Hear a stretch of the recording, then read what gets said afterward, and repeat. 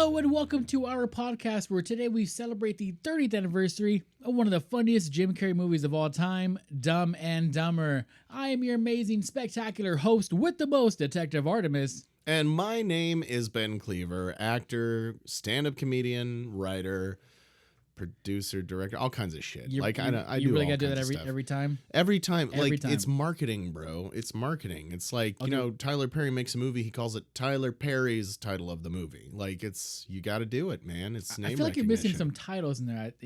I have no titles. I didn't hear porn director. I didn't hear any of that. I'm not a porn director, just an actor. Oh, sorry. That was just a dream I had. All right. Well, Oh, anyways, okay. this is Drink to a Decade. Cheers. Cheers. Don't tap the table. It'll reverb in the microphones. Okay, yeah, you're right. I'm going to tap anyway. Oh, bong. It's totally the Inception sound. Hold on. Here I go. Now I just need Cillian Murphy yelling at me. No, Cillian Murphy, great actor, by the way. Yuppers. You know what I love? Red Eye. That was good. It was John Carpenter, right? Was it? Or John? no. Wes Craven. Yeah, it was Wes Craven. Yeah, that was a good movie. It was a really simple concept, and a lot of it was filmed at LAX. Yeah, in the terminal I worked in at the time. Well, and Rachel McAdams, Cillian Murphy, great like leading duo. Thriller, horror, Definitely thriller. I would say thriller. Not really horror, but like intense, like scary thriller. Obviously. Yeah. But I mean, is it a bad thing that Cillian Murphy is chasing you? I'm like, all right, what you want, man? Like, I mean, like, let's talk. You just stare into his gorgeous blue eyes, and you're like, icy blue eyes. I'll do anything you want me to.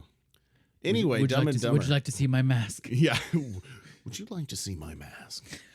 Yes, Dumb and Dumber. So here we are, 30 years later, and this was in 1994. So this is like where Jim Carrey did 3 like top gross movies in 1 year. I mean, this was the launch of this was kind of the launch, the launch of his career. Like, he was building star power, and then this was the year that he got launched into the stratosphere, which is a term that I like to use. I think I used it in the last 2 episodes of our show. But, it's a good term. But it's true, you know, and he became one of the biggest movie stars in the world. But yeah, Ace Ventura, Dumb and Dumber, The Mask, wow. Living Color, and then he did this like a little horror comedy called Once Bitten, where he was. I love Once Bitten. It was such a good movie. I love it. Oh. The fuck was that? Well, that was my wife texting me. I should probably. Oh, yeah.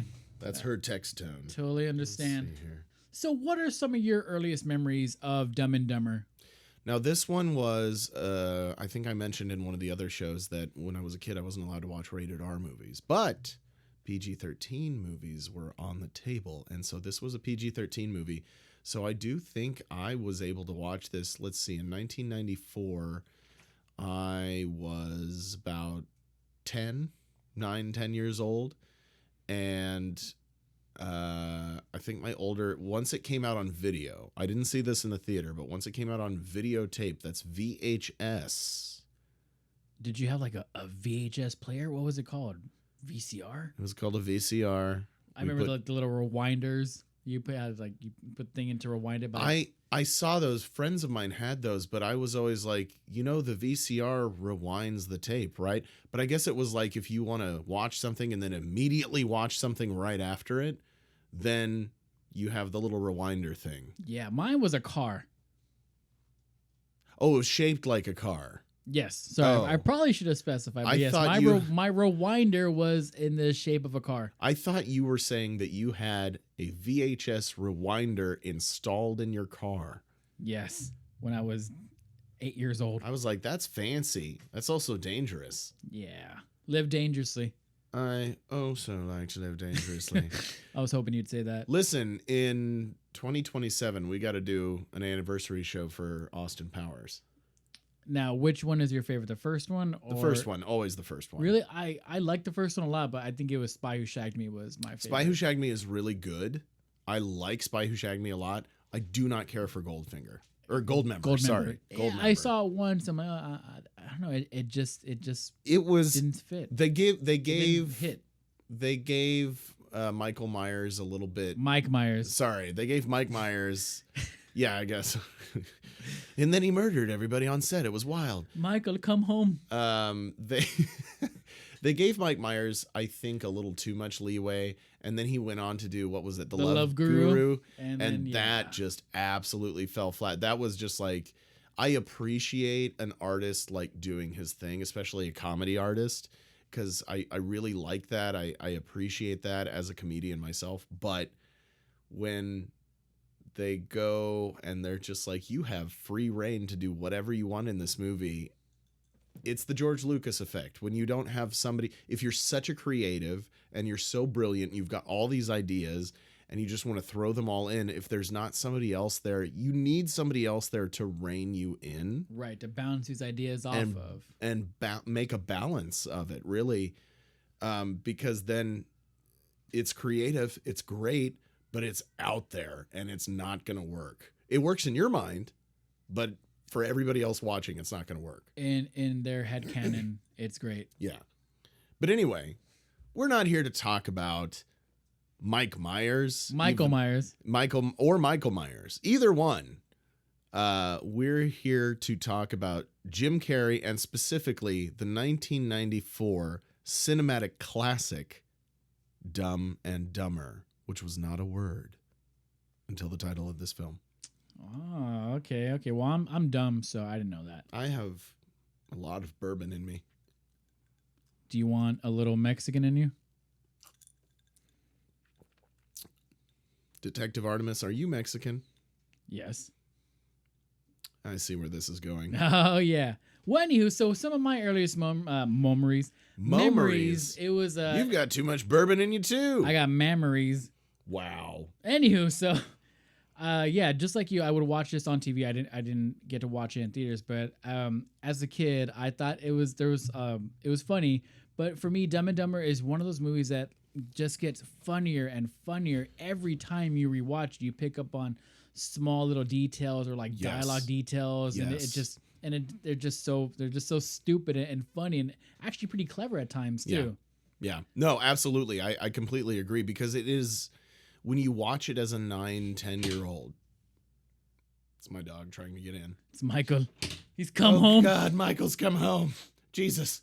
When you're watching it as a 9-10-year-old, it's goofy, it's funny, it's hilarious. And then as you get older, you start picking up on some of the more, I don't want to say adult jokes, because there's a lot of comedy in this movie that's not dirty, quote unquote. Yeah. It's just... as an intellectual, like, it's such, for a movie about dumb people, it's very smart. Yeah, that's a good way to put it. And that's part of the charm, I think, is that it was written by very smart people to be super dumb. And so you have this blend of this really stupid, goofball, dumb comedy with these really smart interjections in it. And I'll give you an example. Yes. I didn't get this joke for a long time when they get to Aspen and Lloyd Christmas is telling Harry, when we find Mary, I'm sure she'll invite us in right away for tea and strumpets. Yeah. Uh-huh. As a kid, I just thought he was mispronouncing tea and crumpets. And then I think I was a senior in high school and we were reading, I think it was Brave New World by Aldous Huxley. Jesus.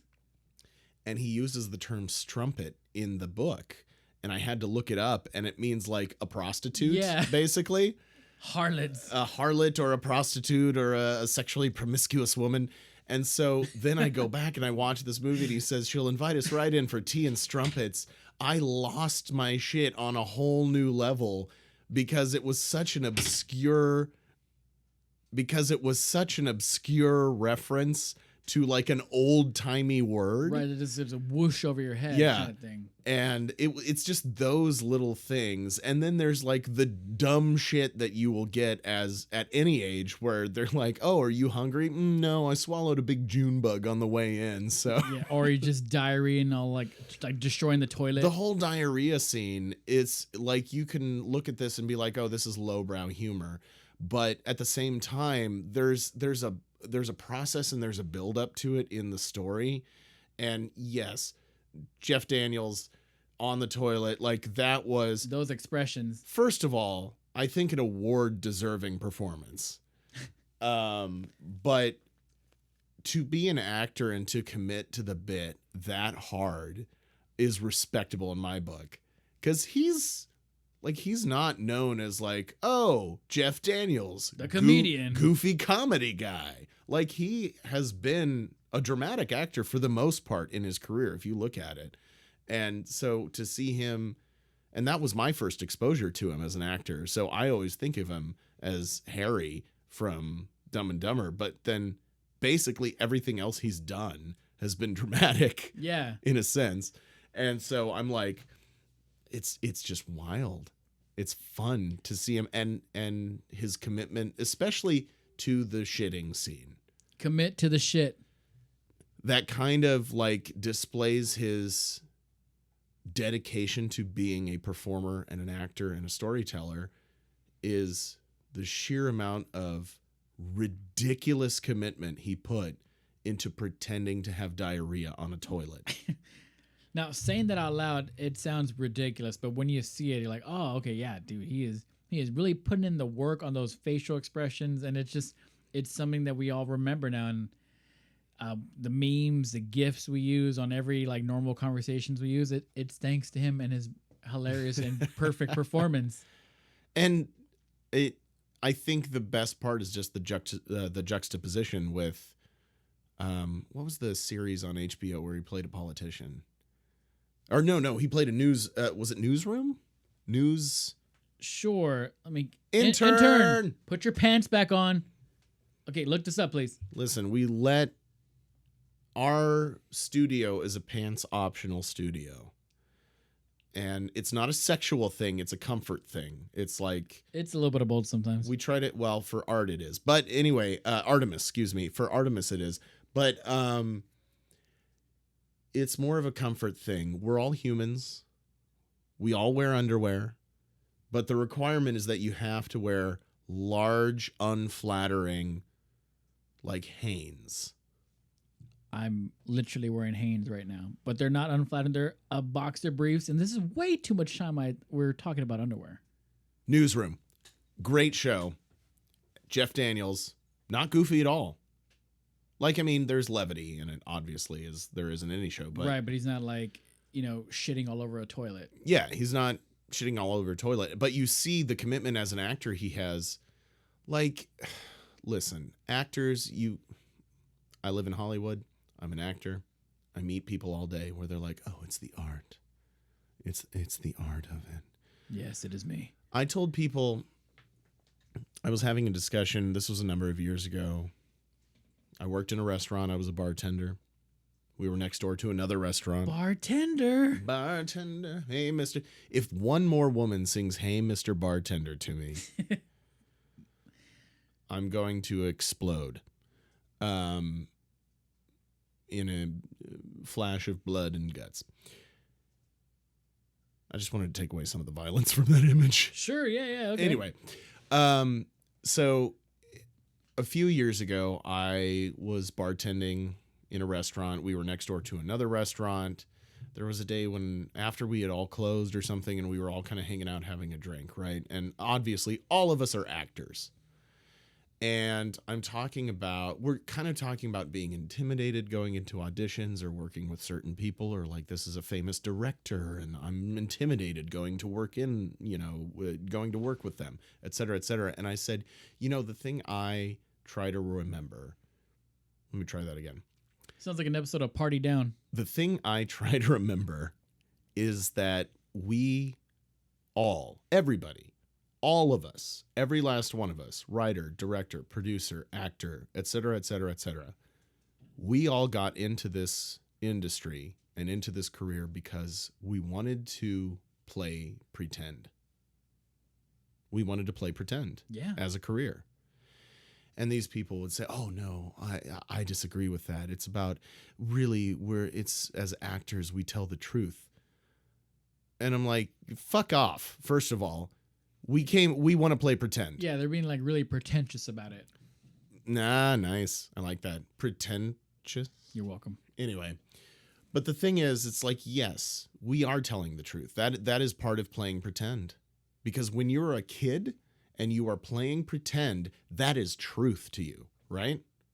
Right. That is really happening when you're playing pretend. And so, yes, as actors, we are truth tellers, but don't be so fucking pretentious about it. We're in this industry to play pretend and tell a story that has impact and that affects people. And the commitment to that I see in Jeff Daniels taking a shit on a toilet in Dumb and Dumber is beautiful. It is art. It really is. And I know that's a ridiculous statement to make. It's an absolute preposterous statement to make because it's a scene of a guy having diarrhea on the toilet and him crossing his eyes and going, you know, and being ridiculously stupid. But as an artist, they say, okay, you have to have this massive diarrhea. Like your friend put laxative in your drink before you went out with this girl and you're going to her house and now you have to have the world's worst diarrhea. And Jeff Daniels just said, bet. You know, he understood the assignment. Right. And I respect that. I think that's incredible because he was just like, yes, I will do this. And say less. Say less. Say less, fam.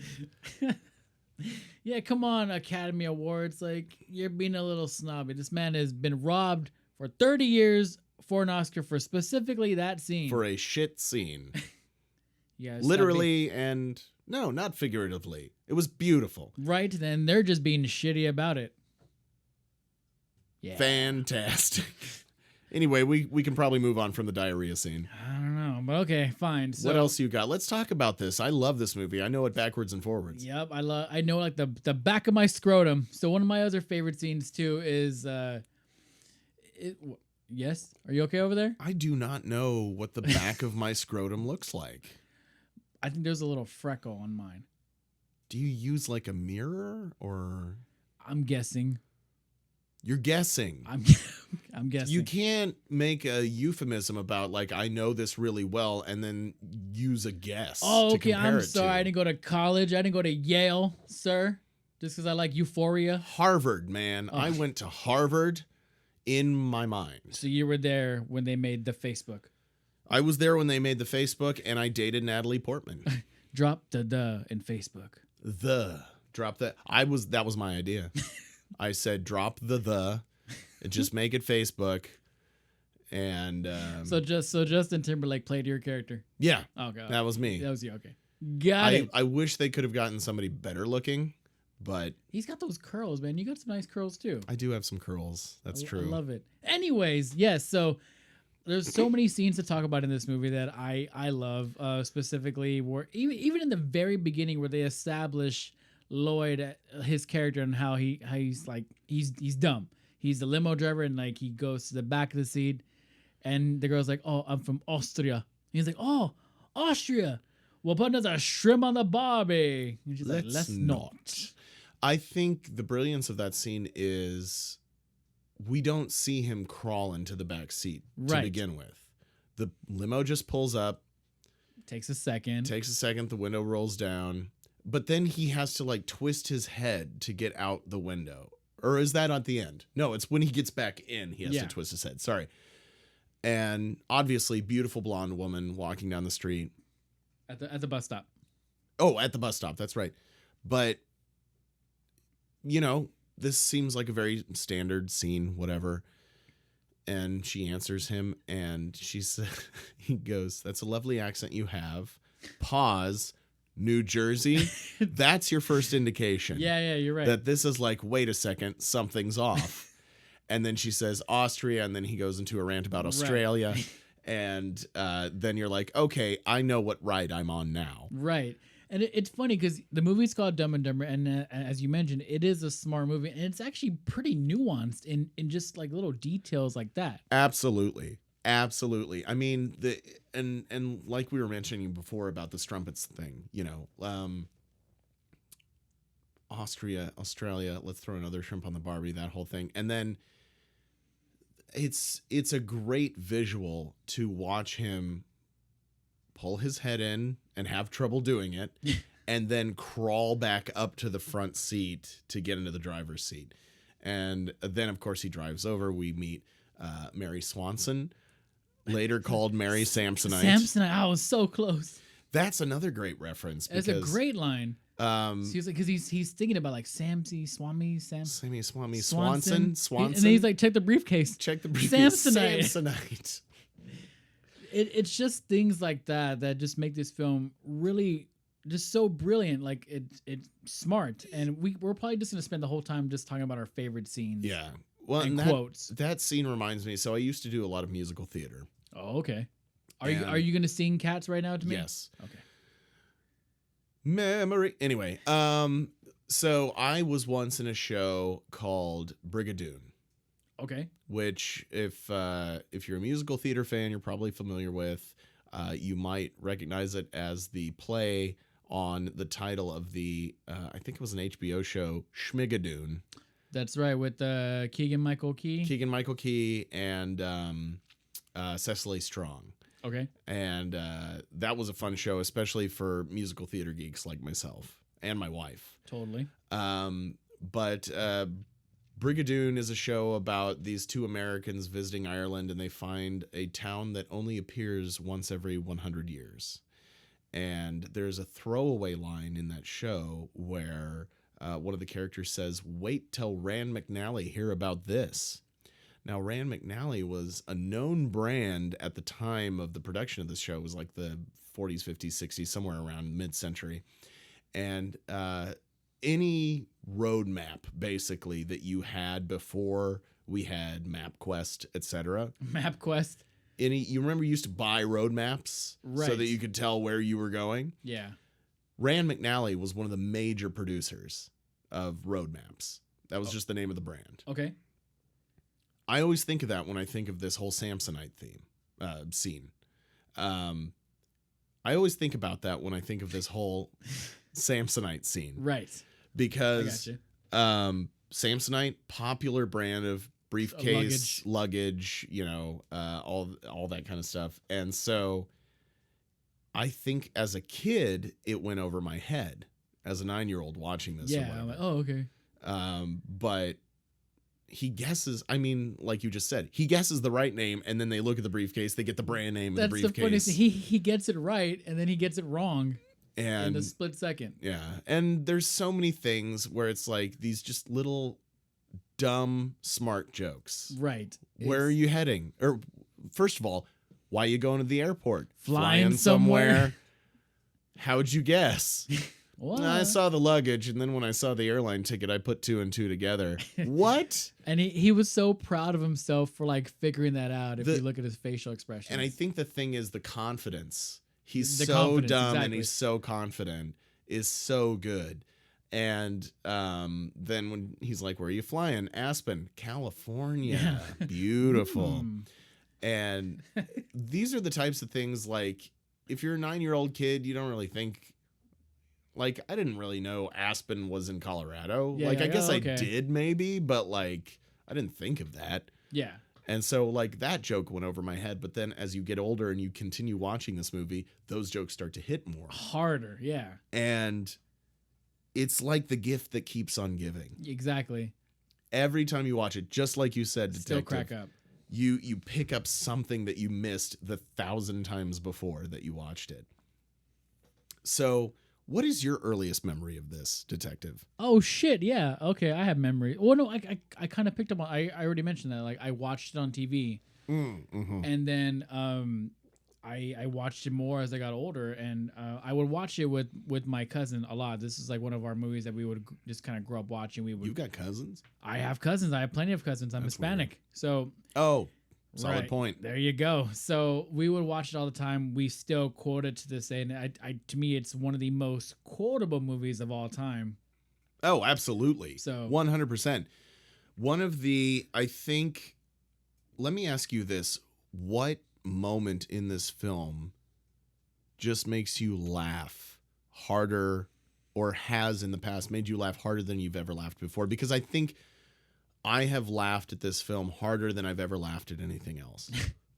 Yeah, this movie has aged like wine for sure. One of them is, it's just the fucking scene where he's with the old lady on the cart. He's like, "Don't you go dying on me. Don't you go dying on me." Yeah, I didn't even see it coming. And then I got robbed by a sweet old lady on a motorized cart. Didn't even see it coming. And but right before that, Harry tells him like, we have like we're on a tight budget, don't just get spend the it. essentials. And he comes with a fucking like foam he's cowboy got the foam hat, cowboy hat, and like the ball and paddle that he's playing with, and just like a case of beer. And then he wants to buy like a fucking porn magazine, and he leaves his wallet in there. So he's doing everything that Harry said not to do. Right. So all that was cool. And then the whole thing where he's like, we got no food, we got no jobs, our pets' heads are falling off. Yeah. And that was brilliant too, because it's like this whole thing of like the bad guys, quote unquote, are trying to send them a sign. So they kill their parrot. I got worms. You're mixing everything up, man. But they try to send them a sign, and the sign is just taken as, oh no, my parakeet's head fell off. Yeah, because the girl's like, oh, they got worms. I don't think they're really gonna understand if you leave this place a mess. Oh yeah, that's right. Yeah, I don't know if we wreck the place, they're gonna get the message. I mean, they got worms in their living room. Okay, I get where you're saying now, because I was thinking of the scene in the limo where he says, I got worms, just out of the blue. Yeah. Which is also it's a good icebreaker. Great scene. I got worms. I beg your pardon. That's what we're gonna call it. Yeah, we're like ant farms. But yeah, dude, like it's and then another whole like thing that a reoccurring thing is like those two folks are chasing them down because they think they're professionals and they stole their ransom money, but they're not, and they'll do things like Lloyd will be like, "Did you pay the gas man?" And like, "Oh no, let's run." And later on, those two dudes who are chasing them, they're like, "Oh, gas man, how'd you know I got gas?" Yeah, so he's got an ulcer. The guy's got an ulcer. He's got gas. They write a note, "Dear gas man, sorry about the money, etc., etc." Gas man, how do they know that I got gas? They got to be professionals. But what I was going to say is the scene that I think I've laughed maybe the hardest in my life is it's one scene and then the quick follow-up to it, which is when he runs onto the jetway and goes flying out the other end and does a full front flip. Yeah. And then he comes back to the apartment and he's like, how was work? He's like, fell off the jetway again. Again. It is a normal thing for him. Like, it's okay. I'm a limo driver. And like the gate agent just watches him like fucking front flip off the tarmac. Wait, sir, you can't go in there. It's okay. I'm a limo driver. Just all that stuff, man. Like I said, I think we're just gonna spend time talking about all our favorite scenes, which is almost every scene in this movie. Like, there's a part where where he's trying to convince Harry to go to Aspen. He's like, "Let's go to someplace warm. Let's go someplace warm where the beer flows like wine, and the women flock. And women instinctively flock like the salmon of Capistrano." Another intelligent joke because it's the sparrows of Capistrano. Yeah. San Juan Capistrano, which is just here in California, just south down the 5 from LA, or the 405, I'm sorry. And every time, like if I'm going down to San Diego for something and we're driving down and we go through San Juan Capistrano, I always think the salmon of Capistrano. Yeah. And he's like, someplace warm, and it's in fucking Colorado. It's in Colorado. It's in the mountains. What are you talking about? That John Denver's full of shit, man. John Denver's, they're in the middle of Nebraska. He's like, I thought the Rocky Mountains would be a little rockier than this, man. That John Denver's full of shit. They're just, and then where they go to the diner, and he's like, kick his ass, Seabass, where he throws like the salt shaker over. Well, he's, it's basically the old adage of throw salt over your shoulder. Right, because you did like. For good luck or whatever. Yeah. And he throws the whole entire salt shaker. But there are like these smart moments where he's like, hey, Seabass and the guys over there agreed to pay for our tab. And then he points over and Seabass waves because he told them that, like, I'm trying to think, like, is Lloyd Christmas smart or is he not? Is he dumb? Like, what? Like, that was a smart move. Yeah. That was a really smart move. To make him like a little ambiguously clever. Yeah. So that was interesting as well. But it's just this, I love films and I love stories about people that are in the wrong place at the right time, Yeah. And that they out of stupidity, they end up winning, so to speak. Because they kind of do in the end. They happen to fall into getting, the feds involved because Harry meets the girl at the gas station. Yeah. and he hits on her, and she fine too, by the way. But and then she annoys Jim Carrey later at the bar. Oh yeah, that's bartender. Right. Bartender. I mean, and that the bar scene when they finally get to Aspen and they're at the fucking Shining hotel. Okay. By the way, is it really? It's the same hotel as the Shining. Yeah. Oh shit. Okay. Yeah, I've been there. And I can't remember the name of it off the top of my head. Well, in the movie, it was called the Overlook Hotel. Right. But the Stanley Hotel. The Stanley Hotel. Yeah. That's the name. So they film at the Stanley Hotel, which is the same as The Shining. That's fucking cool. Isn't And that cool crossover? Yeah, right. Take place in the same universe. Dumb and Dumber is part of the Stephen King universe. But you know. He's like, we landed on the moon. That's it. That's what I was trying to get to. So he goes into the bar and he's like, oh, do you know, they finally figure out her name is Swanson. Yes. And he's like, do you know Mary Swanson? He's like, oh yeah, she comes in here all the time. He's like, what's that supposed to mean? She has dinner. He's like, oh. And then he's like, you know, do you know where she lives? Yeah, her family's got the big place up on Alpine Drive. Alpine Drive? Big place? And he walks out. He sees the 1969 newspaper clipping of man walks on moon. He's like, no way. We've landed on the moon. Like, who is this guy? Yeah. Like, it's so good. And you never know what to expect next. And then when they do figure out that they have the money, the briefcase comes open. Yep. And that whole scene where Jeff Daniels is like, oh, my hands are so cold. And Jim Carrey's like, oh, here, you can have my extra gloves. My hands were getting kind of sweaty. You had extra gloves this whole time? Yeah, we're in the Rockies. Yeah, we're in the Rockies. Harry, you got that crazy look in your eye? Sound he makes. So good. And then the briefcase pops open. They figure out they have all that cash. And then they're spending it again. You know, almost a callback to the earlier scene with the foam cowboy hat and the just get the essentials exactly, thing. Yeah. There, he's wearing the fur covered boots, and they've got all the elaborate clothes. This is the first time I've ever seen a Lamborghini before in my life at this point. Right? So I see I'm like, what kind of fucking car is that? The door goes upwards. That was so cool. So I can thank Dumb and Dumber for my first exposure of a Lamborghini.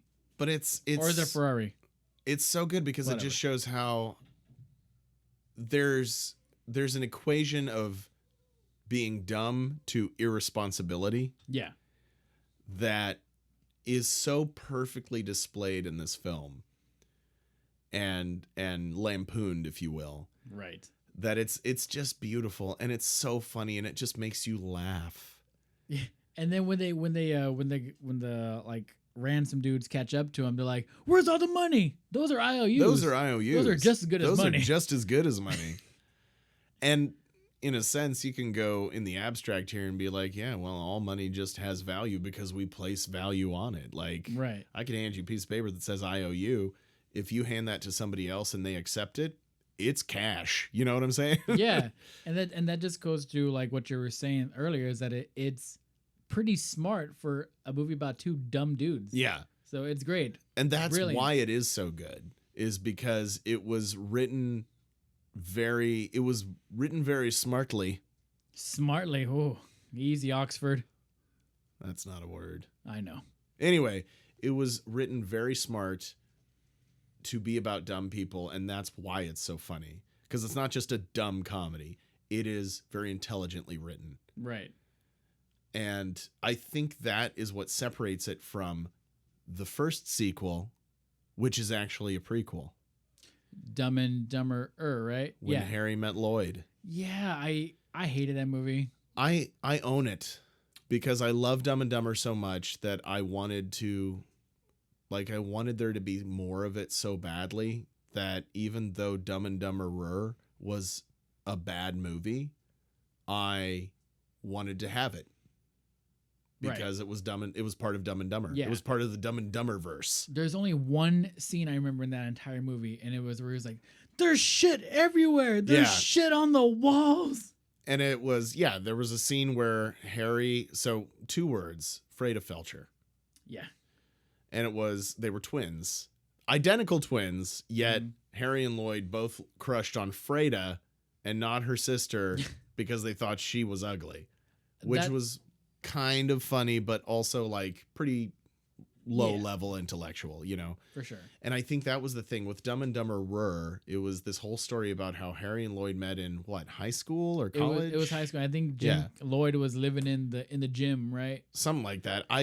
It's so vague for like me. I said, I own this movie on DVD. I think I've watched it once. Maybe twice. But yeah, and then you had Bob Saget in there, you know, America's dad at the time. Rest in peace. And Harry goes in, and for some reason he's got a chocolate bar and he covers the bathroom in chocolate, and Bob Saget plays like this neat freak, clean, you know, sanitary guy, and he comes in and he thinks the bathroom's covered in shit, and he goes on this whole rant of like, there's shit everywhere. And it's one of these things where we all know, like, Bob Saget obviously played the dad on Full House, and he was this America's dad, you know, pure good guy. But then later on you started hearing, oh, well, his stand-up is really dirty. Yeah, like overly raunchy. What a juxtaposition. And then I think there were a few of those movies like, it wasn't Friday. What was it? It was Half-Baked? Half-Baked. Yeah, where he's part of the AA or the Addicts Anonymous, where he's like, I suck dick for crack. You ever suck? Yeah, he's like, I suck dick for coke. You ever suck dick for weed? And that was like one of those things where it's like, oh, Bob Saget coming out and swearing, you know? And this reminded me of that, where Bob Saget walks in, he's like, there's shit everywhere, shit. And he just says shit like 30 times rapid fire. And I think the thing was, for me at least personally, but I think for a lot of us, was like we wanted there to be more Dumb and Dumber, and this seemed like the only thing we were going to get. And so we latched onto it. And again, I've only watched it, I think, twice. I've only seen it once. Well, we should watch it after this. Probably. No, we should not. Well, I think this is a good way for us to segue into Dumb and Dumber 2. What did you think about that one? I liked it. Not as good as the first one, obviously, but I think there's a precedent set where we didn't know what to expect with the first one. And so when you go into Dumb and Dumber 2, there are certain expectations. And I think that's part of the problem with our reboot or extended sequel, legacy sequel kind of thing, is that there are a lot of expectations that you have to, or feel like you have to, live up to. Now, Dumb and Dumber 2, again, I think I've only seen it once and in the theater. Okay. And I remember enjoying it. I didn't hate it because it was good to see Jim Carrey and Jeff Daniels playing Lloyd and Harry again and having another adventure. But it certainly was not as impactful as the original. I agree. I saw it one time too, and I didn't hate it. I thought it was okay as far as like legacy sequels go. Sure. I think it probably deserves a rewatch. Maybe I judged it too harshly because, like you said, we go in there with these certain expectations, and if it doesn't live up to it, then we don't really bother to watch it again. So maybe it's a little bit better than I remember, but obviously it's nowhere near as gold as the first one was. I think that's what I'm going to do tonight, this evening. I'm going to pour myself a drink and watch Dumb and Dumber 2, and because I don't think I can remember anything about it. I can't remember. I remember. Oh, actually, I do. Lloyd had a daughter, right? Does he have a daughter? With Freda Felcher. Right. Something like that. So yeah. But then she's like, or Harry has a stepdaughter. I forget. Someone has a daughter. But then she's like normal. Yeah. And she's not dumb. Yeah. Interesting. God, I got to go back and watch it again. Right. I mean, I guess it kind of says a lot about the movie is that like we saw it once and we didn't really want to watch it again. So I think that's kind of where it stands on a general perspective. It's like, it's all right. I also feel like, as I think it was the last episode that we recorded, we were talking about comfort movies and being able to go back and watch them over and over again. Yes. And I think there's a thing with particularly with millennials getting into adult, middle age, whatever. Mm-hmm. You watch a new movie, it doesn't impact you the same way regardless. Even if it's great, it doesn't impact you the same way it did when you were 9, 10, 11 years old. And you just don't have the time to go back and watch it 30 times in a row. And so I think kids have that kind of time. And especially today, kids, they've got their phones. They can watch anything they want, anytime they want. Yeah. Wherever they are. And so I feel like for us, it used to be such a commitment to watch a movie. And especially, we liked those movies that we would watch 30 times. And so now it's like, well, I'll just go back and watch that movie that I know and I love. And even if I like this movie, I watched it once and that was good enough. Because I don't have time to go back and, invest the time and energy into having a new favorite. You know what I'm saying? Yeah. And it's not, like you said, it's not always about the quality of the movie or like it leaving an impact. It's just like, it just doesn't really hit you the same way as it did when you first saw it, the first 30 times. Yeah. And I think when we're kids, we're much more impressionable. Yeah. And then we love to hold on to things from our childhood like it was the best thing ever, which it probably wasn't. But for us, considering like what we've been through, how the world has been changing since then, it is kind of something that we do hold dear. Like the whole point of fucking Citizen Kane was him loving his stupid bobsled. Right. Because it reminded him of a good time. Rosebud.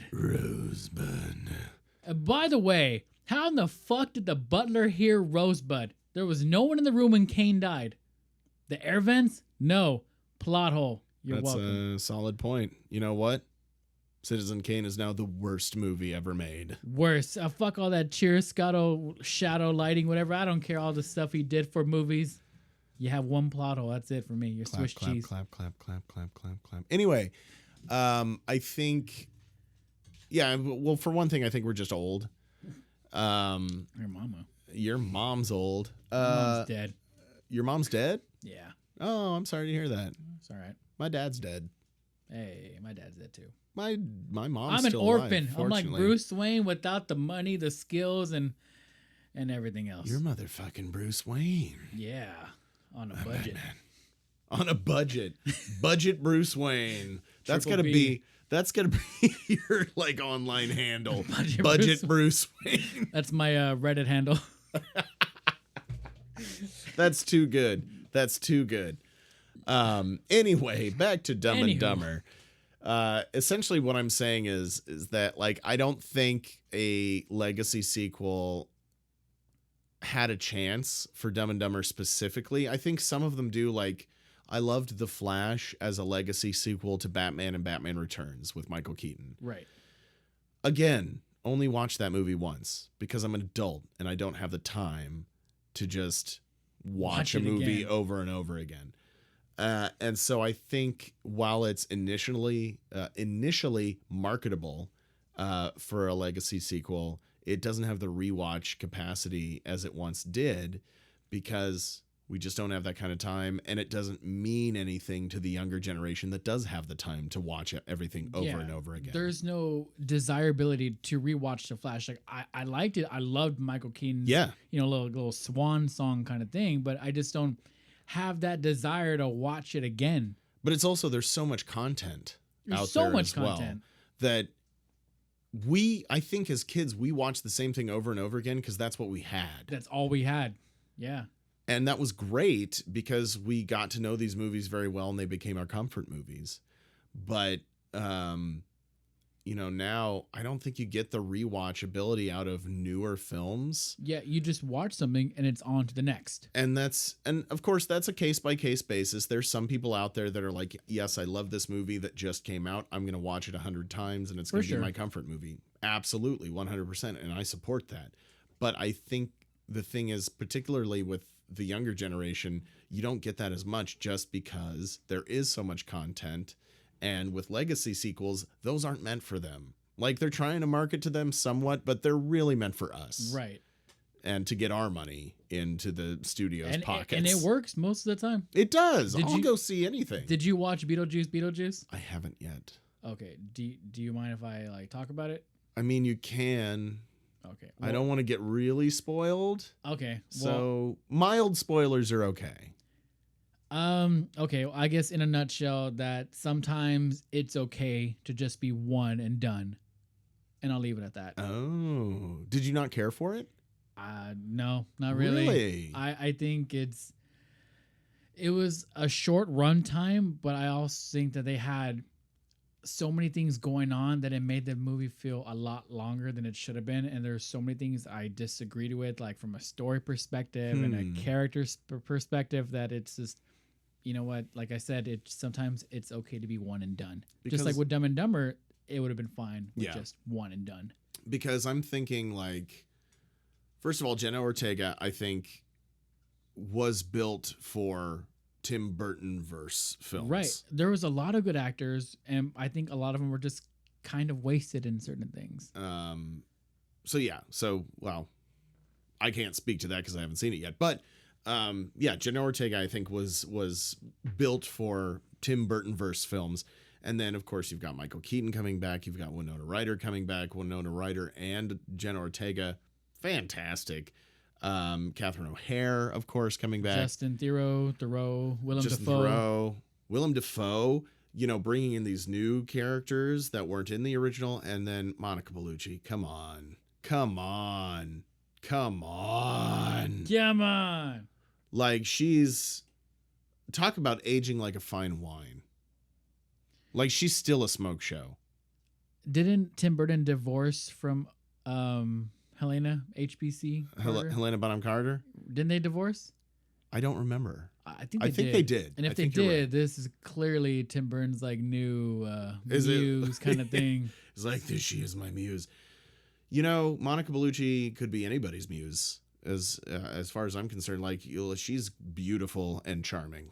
I've never met her in person. I don't know. She's no 90s Catherine Zeta-Jones.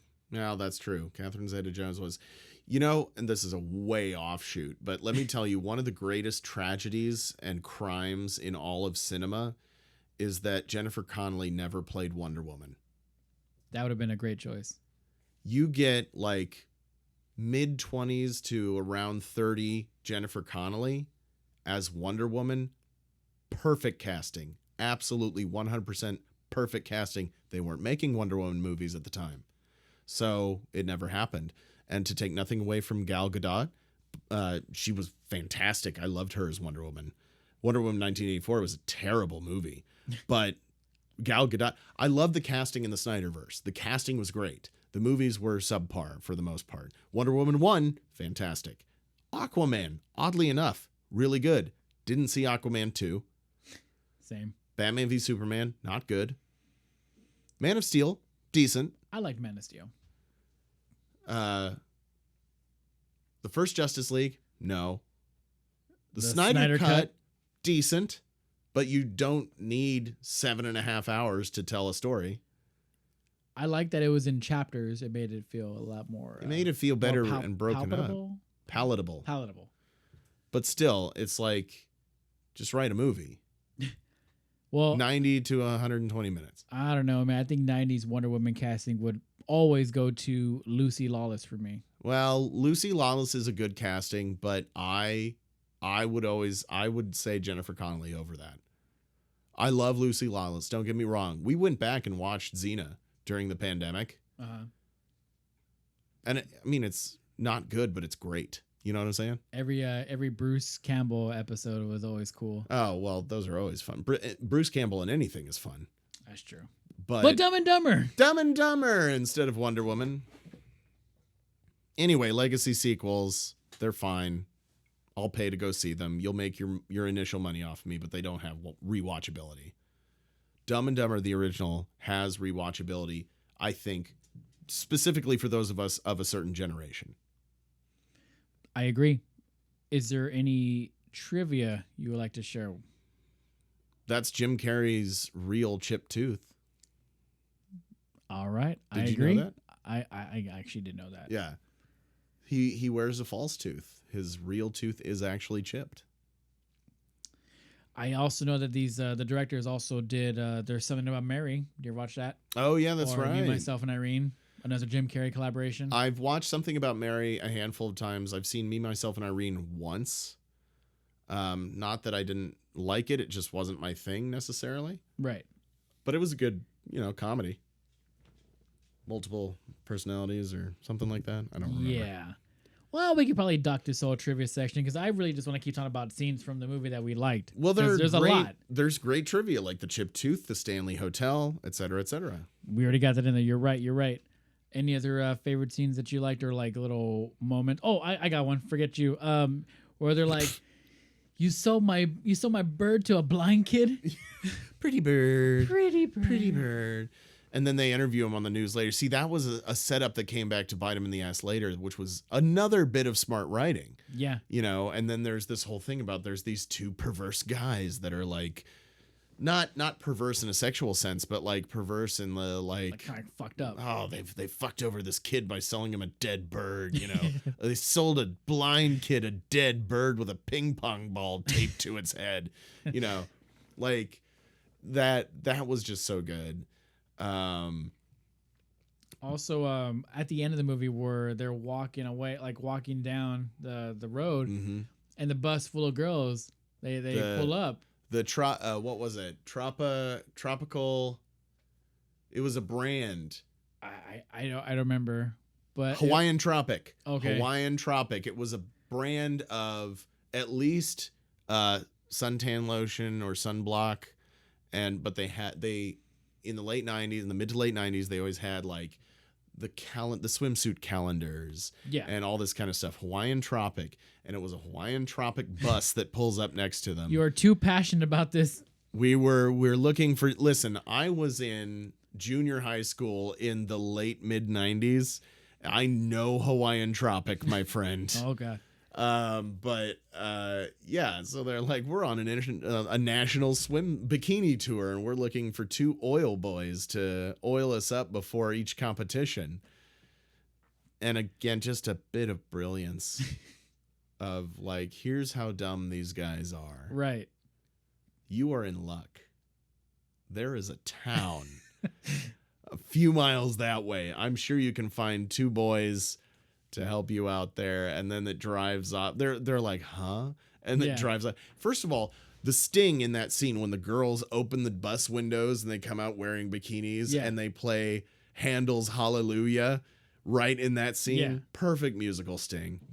And then they drive off, and they're like, two lucky guys are going to be riding around with those girls for the next 6 months or whatever.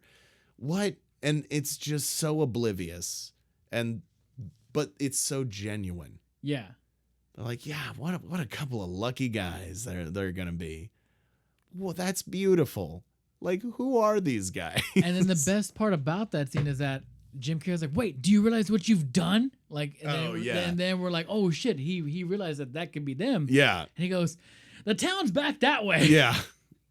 Oh my gosh. And that was the fucking cherry on top of that scene. And that's just the perfect sort of encompass of the movie in its entirety. It's just these guys who happen to have good luck but don't really understand it or realize it, and then they just kind of do dumb shit. And I think the beautiful thing about it is they're kind of genuine. Yeah. Like they're not, they don't have ill intent. They're not malicious, except to each other on occasion. Yeah, when they're trying to get back at each other. But even so, like when Jim Carrey comes back on the little scooter and he's like, just when I think you couldn't get any dumber, you go and do something like this.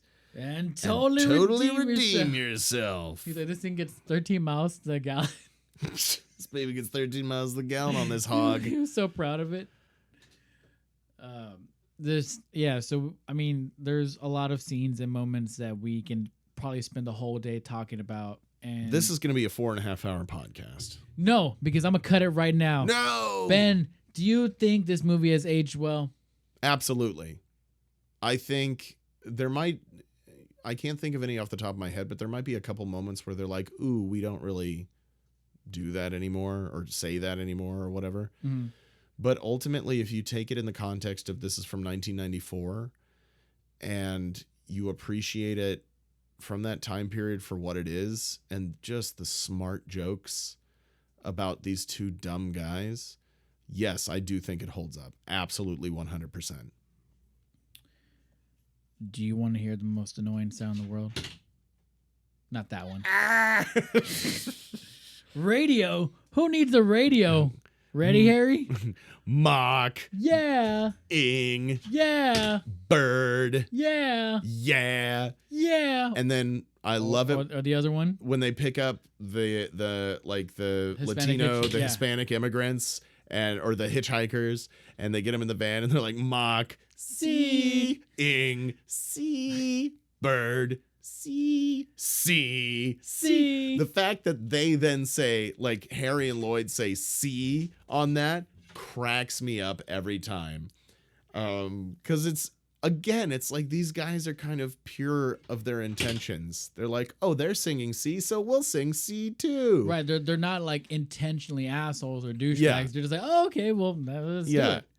And they just wanted him to join in on their song, you know. Or where they where the dude is dying because he had the spicy like they fucked with his burger. Well, yeah, they put the spicy peppers on his burger. Yeah, and he dies. And they're trying to give him his ulcer pills. He says, my pills. Oh, yeah. And they give him the rat poison, which he was going to put in their drinks. Another brilliant moment where they happen to fall ass backwards into helping themselves, essentially. I love where Jim Carrey's going to try to give him CPR and he's like pushing him away from him. Yeah. He spits the burger out of his mouth and then goes in. Excuse me, Flo? Flo? Flo, like the TV show. Anyways, yes, I think the movie has aged pretty well for the most part. It's definitely one of those, like I mentioned, a movie that gets funnier the more you watch it. And I agree. I would absolutely recommend it for folks who like comedies or just movies in general, because I mean, if we show it to somebody now, I think they're going to get at least most of the jokes than we did when we first saw it. Yeah, I don't think there's anything that's necessarily generational about this. Right. Just the delivery and the wording, and then just their whole just their ignorance really is the fuel for the movie. I think, except for the lack of cell phones, which there are a couple cell phones in this movie, I think, if I recall correctly, because the rich guys have like a little flip out cell phone thing. But apart from the lack of cell phones and, you know, constant internet access that we have now, the story holds up.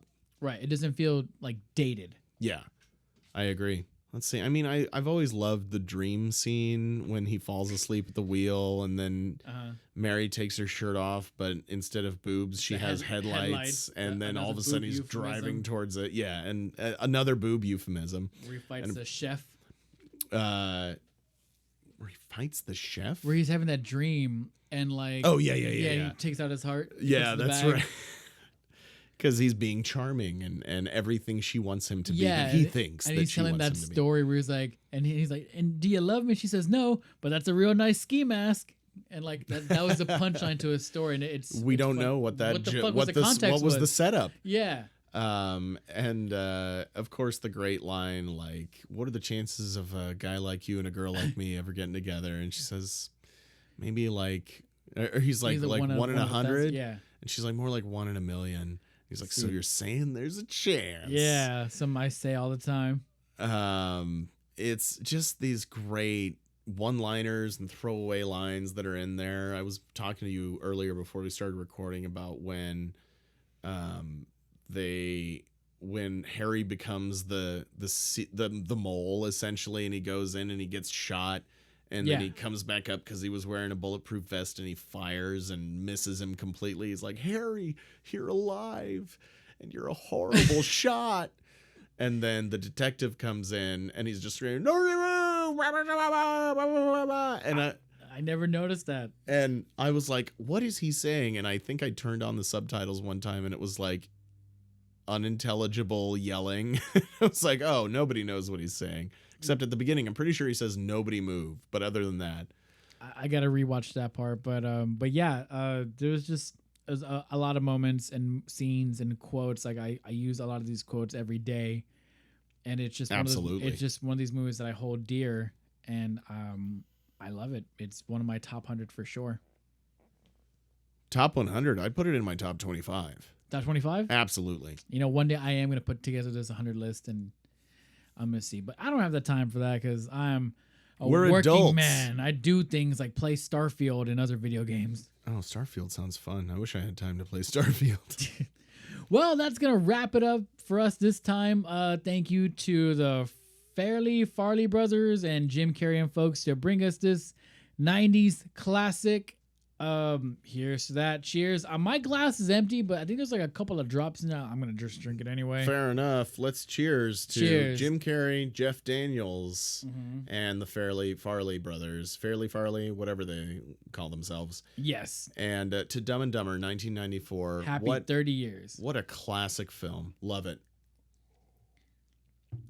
Well, once again, thank you for watching and or listening. Please make sure you hit a thumbs up, comment below, and all that sweet stuff. And once again, I am Detective Artemis. And my name is Ben Cleaver, and this has been Drink to a Decade. No, that is not the sign off, all right? We drink and we watch things. We drink and we watch things. Until next time, friends. Well, I can't really do a sign off after a sign off, right? No, that's just Do we need to do another sign off? No, I think until next time, friends works. We drink and we watch things.